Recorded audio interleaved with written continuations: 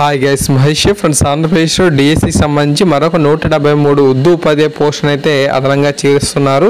So దీనికి సంబంధించి జిల్లాల వారీగా సమాచారం అయితే వచ్చింది. ఓకే, సో పూర్తిగా పరిశీలించేద్దాం. ఉర్దూ సెకండ్ గ్రేడ్ ఉపాధ్యాయ పోస్టు భర్తీకి ప్రభుత్వం ఆమోదం తెలిపింది.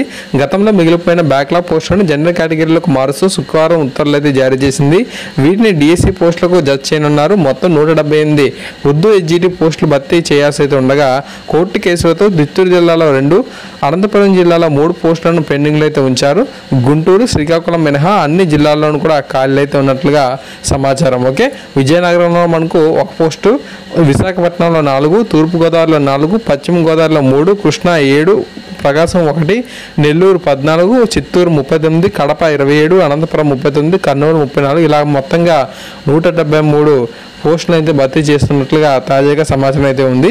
సో ఎవరైతే డిఎస్సిలో ఉర్దూ ఉపాధ్యాయ పోస్టుల కోసం పోటీ పడుతున్నారో వారికి మంచి వార్త నేను చెప్పుకోవచ్చు. ఓకే, సో ఇటువంటి మరిన్ని అప్డేట్స్ కోసం మన ఛానల్ సబ్స్క్రైబ్ చేసుకోండి. Thank you.